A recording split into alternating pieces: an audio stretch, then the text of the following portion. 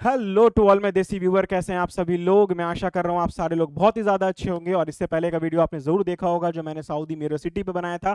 अभी तक अगर आपने उस वीडियो को नहीं देखा है तो मैं यहाँ आई बटन में वीडियो का लिंक डाल दूंगा, जाइए उस वीडियो को देखिए, बहुत ही इन्फॉर्मेटिव वीडियो है। और वीडियो कैसे लगी मुझे ज़रूर कमेंट सेक्शन में बताएंगे आप। आज मैं बात करने जा रहा हूँ एक बहुत ही इंटरेस्टिंग कंट्री के बारे में जिसको आप तीन मेजर कारणों से जानते हैं। पहला, क्रिस्टल क्लियर बीचेस, दूसरा व्हाइट सैंड, और तीसरा लग्जरियस होटल एंड रिजॉर्ट। मैं समझता हूं कि आपको अंदाजा हो गया होगा फोटो देख के ही। मैं बात कर रहा हूं बहुत ही इंटरेस्टिंग टूरिस्ट डेस्टिनेशन की, जो कि हमारा एशिया कॉन्टिनेंटल का one of the smallest country, जिसे हम जानते हैं मालदीव्स के नाम से।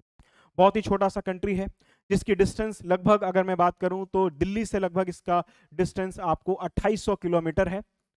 और ये जो पर्टिकुलर कंट्री है, इसका एरिया की अगर मैं बात करूं तो लगभग 300 किलोमीटर स्क्वायर इस कंट्री का एरिया है। और ये जो पर्टिकुलर कंट्री है वो बहुत छोटे छोटे आइलैंड्स को मिलके बनी है। तो कुल अगर मैं बात करूं तो 1192 टोटल इसमें आइलैंड है, जिसमें से मात्र 187 आइलैंड है जो कि इनहैबिटेंट्स है। बाकी जितने भी आइलैंड्स हैं वो सारे के सारे अनइनहैबिटेंट्स है। तो मात्र 187 आइलैंड ही है जो कि इनहैबिटेंट्स है। ये मैंने आपको इस कंट्री का एक छोटा सा एक ओवरव्यू दिया। अब मैं बात करता हूं, या अब मैं बताता हूं आपको इस कंट्री के एक बहुत इंटरेस्टिंग फैक्ट के बारे में। वो जितना इंटरेस्टिंग है उतना ही वो डेंजरस भी है। वो क्या है? मालदीव दुनिया का सबसे लोएस्ट लाइंग कंट्री है। इसका मतलब क्या है? कहने का मतलब यह है कि मालदीव जो है, उस मालदीव कंट्री का जो सी लेवल से हाइट है वो मात्र 1.5 मीटर है। अब आप ये सोचिए, एक कंट्री का सी लेवल से हाइट मात्र 1.5 मीटर। अगर मैं फिट में बात करूं तो लगभग 4 फीट के आसपास मात्र। सुनने में तो बहुत इंटरेस्टिंग है, लेकिन उतना इंटरेस्टिंग है नहीं, ये ज्यादा डेंजरस है। क्यों डेंजरस है मैं आगे आपको दिखाता हूं, आगे के स्लाइड में। जैसा कि आप इस स्लाइड में देख पा रहे होंगे, यहाँ पे मैंने कुछ आर्टिकल्स, मैंने कुछ कटिंग्स यहाँ पे दिखाई हैं आपको। जैसे we can't wait, Maldives desperate for fund as island risk going under. मतलब क्या है? क्लाइमेट चेंज का आप सारे लोगों ने नाम सुना होगा। क्लाइमेट चेंज की वजह से आप जानते हैं कि हमारा जो सी लेवल है वो कंटिन्यूसली राइज कर रहा है। और सी लेवल के कंटिन्यूसली राइज करने की वजह से जो भी सिटी या कंट्री, जो भी हमारा सी से नियर अबाउट या कोस्टल बेल्ट जो भी है, वो सारा का सारा हाईली रिस्क में है। जैसे अगर मैं अपनी कंट्री की बात करूं, आप मुंबई की बात कर लें, आप चेन्नई की बात कर लें, सब क्या कोस्टल बेल्ट है। और कंटिन्यूसली हमारा सी जो है वो राइज कर रहा है। तो उसके वजह से उनके एग्जिस्टेंस पे काफी ज्यादा खतरा है आने वाले फ्यूचर में। अब क्योंकि मालदीव की हाइट मात्र 1.5 मीटर है, तो आप ये सोचिए उसके एग्जिस्टेंस के ऊपर कितना ज्यादा खतरा है।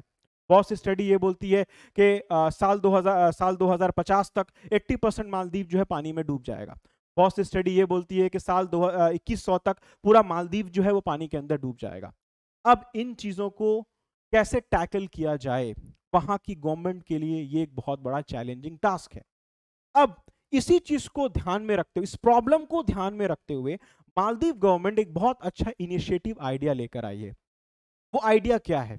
मालदीव गवर्नमेंट एक ऐसा सिटी बनाना चाहती है जो सिटी पानी के ऊपर फ्लोट करे। एक बहुत ही फ्यूचरिस्टिक आइडिया है कि हम क्यों ना प्रॉब्लम में ही सॉल्यूशन ढूंढे। मतलब मालदीव गवर्नमेंट चाहती है एक ऐसी सिटी हम बना दें जो सिटी किसी लैंड वैंड पे नहीं रहेगा, वो सिटी पानी के ऊपर ही वो फ्लोट करेगा। इसको इन्होंने नाम दिया फ्लोटिंग सिटी का। आइए देखते हैं वो सिटी कैसी होगी। ये है उस पर्टिकुलर सिटी का एक एरियल व्यू जो मैं यहाँ पे दिखा रहा हूँ। ये है इस पर्टिकुलर सिटी का। इसमें आप देखेंगे तो ये छोटे छोटे हाउसिंग यूनिट्स आपको दिख रहे होंगे जो कि आपस में कनेक्टेड है। एक हनी कॉम टाइप का आपको स्ट्रक्चर दिख रहा होगा बेसिकली, जो जिसका डिजाइन मैं बताऊं तो इंस्पायर्ड है, वहां कॉमनली पाए जाते हैं जो कोरल रीफ, वहां जो है वहां कॉमन जो कह सकते हैं कॉमन कोरल रीफ है, उसके डिजाइन से बेसिकली इसको इंस्पायर्ड है ये। अगर आप इस फिगर में देखेंगे यहाँ पे तो, और ये इसमें छोटे छोटे हाउसिंग यूनिट है जो पानी के ऊपर फ्लोट कर रहे हैं, ठीक है। और इस पर्टिकुलर हाउसिंग यूनिट को बचाने के लिए यहाँ पे देखिए सारे ये कॉर्नर कॉर्नर पे देखिए सैंड के बैरियर्स लगाए गए हैं, राइट। अब यहाँ पे टोटल गवर्नमेंट का प्लान है कि टोटल 5000 हाउसिंग यूनिट बनाए जाए टोटल, जिसमें आपके होटल्स, कॉलेजेस, स्कूल्स, सारे का प्लान है कि इसमें बसाया जाए, टूरिस्ट को अट्रैक्ट किया जाए, जो इनका मेजर सोर्स ऑफ इकोनॉमी है, सब पे ध्यान दिया गया है। तो ये था इसका एक एरियल व्यू जो मैंने आपको दिखा दिया है। अब ये सिटी बनेगी कहाँ पे? ये सिटी को बनाने के लिए ये पर्टिकुलर एक लगून पे तैयार किया जाएगा। इस पर्टिकुलर सिटी का लगभग 200 हेक्टेयर का लगून है। जिसके ऊपर इस पर्टिकुलर सिटी को बनाया जाएगा। लगून क्या है, बहुत से लोग कंफ्यूज हो रहे होंगे लगून के बारे में। देखिए लगून हम लोग कहते हैं शैलो वाटर बॉडी को, जो मतलब लार्ज वाटर बॉडी से एक छोटा सा जो शैलो वाटर बॉडी जो क्रिएट हो जाता है उसको हम लगून्स कहते हैं। जैसे अगर आप यहाँ देखेंगे तो लार्ज वाटर बॉडी आपको दिख रहा होगा, इस लार्ज वाटर बॉडी से एक छोटा वाटर बॉडी जो कट के बन गया है, जो कि कह सकते हैं कि लेक भी कह सकते हैं, खारे पानी का लेक आप जिसको कहेंगे उसको हम लगून्स कहते हैं। अगर मैं इंडिया में बात करूं तो there are many lagoons in India also. जो फेमस लगून है इसको हम चिल्का लेक कहते हैं, आप उड़ीसा में आप चाहें तो देख सकते हैं, गूगल कर सकते हैं।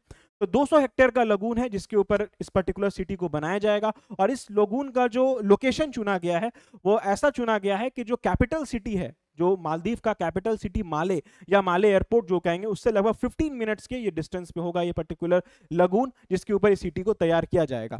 अब इस सिटी को, इस लगून को प्रोटेक्ट करने के लिए यहाँ पे सैंड के बैरियर्स यहाँ पे लगाए जाएंगे। जो सैंड का बैरियर्स क्या करेगा, हाई टाइड्स वगैरह को जो है वो रोकेगा पर्टिकुलर इस लगून्स के अंदर आने में। ठीक है, ये जो सैंड के जो बैरियर्स लगे होंगे, जैसे अगर आप इस फिगर में देखेंगे यहाँ सैंड के बैरियर्स आप बेसिकली देख रहे होंगे जो हाई टाइड्स को इस लगून के में एंट्री करने से रोकेंगे। तो ये था इस पर्टिकुलर कंट्री के बारे में, इस पर्टिकुलर सिटी के बारे में मैंने एक ओवरव्यू दिया है। ये पर्टिकुलर सिटी को दिखने में इस टाइप की रहेगी जैसा कि आप देख रहे हैं। इस पर्टिकुलर सिटी पे खास ध्यान दिया गया है कि जो मालदीव्स का जो आर्किटेक्चर है उसको बहुत ध्यान दिया गया है और उसको ध्यान देके इस पर्टिकुलर डिजाइन को किया गया है। ये जितने भी हाउसिंग यूनिट्स आप देख रहे हैं सारे के सारे ब्रिजेस या डॉक से आपस में कनेक्टेड होंगे और दिखने में कुछ इस टाइप का सिटी लगेगा। आप ये फोटो चाहें तो देख सकते हैं, मालदीव गवर्नमेंट ने अपने ऑफिशियल वेबसाइट पे इस फोटो को अपलोड किया है। टूरिज्म का बिल्कुल ध्यान दिया गया है, जो उसका मेजर सोर्स ऑफ इकोनॉमी, जैसे मैंने भी आपको पहले भी कहा है, उसको पूरा ध्यान में रख के सिटी को डिजाइन किया जा रहा है। अब इस सिटी को देख के आपको इस सिटी की जरूर याद आ रही होगी। मैं समझता हूं कि ये पाम आइलैंड है दुबई का। आपको लग रहा होगा कि सर इसी टाइप का एक काम तो ऑलरेडी दुबई में हो चुका है। नहीं, ऐसा नहीं है। पाम आइलैंड और यहाँ जो फ्लोटिंग सिटी बनेगा, ये दोनों में बहुत आसमान जमीन का फर्क है। कैसे फर्क है देखिए, पाम आइलैंड को बनाने के लिए जो प्रोसेस यूज किया गया उस प्रोसेस को हम कहते हैं land reclamation. Land reclamation, land reclamation का मतलब क्या होता है, किसी से पत्थर को तोड़ना और लाके एक जगह पे उसको पुट डाउन करना और उसके ऊपर शहर को बसाना।